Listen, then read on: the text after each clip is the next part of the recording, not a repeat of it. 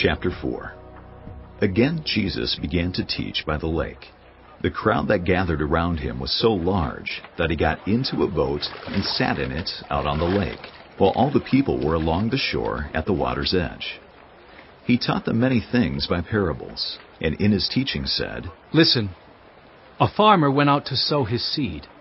As he was scattering the seed, some fell along the path, and the birds came and ate it up. Some fell on rocky places, where it did not have much soil. It sprang up quickly, because the soil was shallow. But when the sun came up, the plants were scorched, and they withered because they had no root. Other seed fell among thorns, which grew up and choked the plants, so that they did not bear grain. Still other seed fell on good soil. It came up, grew, and produced a crop, some multiplying 30, some 60, some 100 times. Then Jesus said, Whoever has ears to hear, let them hear."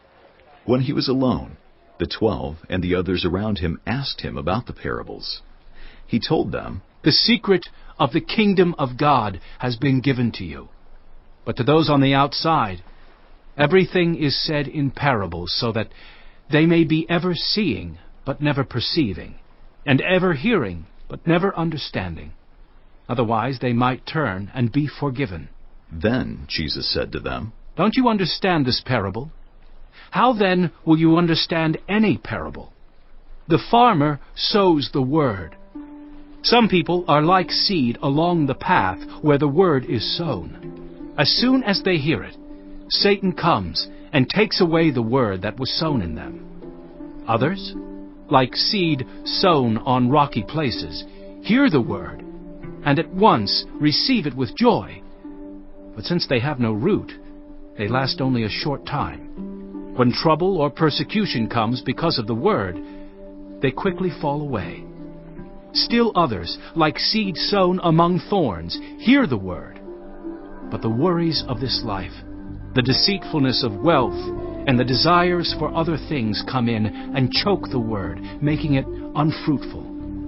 Others, like seed sown on good soil, hear the word, accept it, and produce a crop.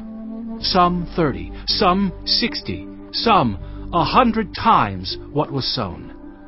He said to them, "Do you bring in a lamp to put it under a bowl or a bed? Instead, don't you put it on its stand? For whatever is hidden is meant to be disclosed, and whatever is concealed is meant to be brought out into the open. If anyone has ears to hear, let them hear. Consider carefully what you hear." he continued.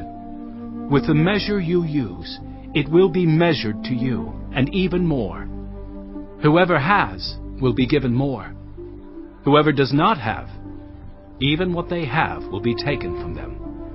He also said, "This is what the kingdom of God is like. A man scatters seed on the ground.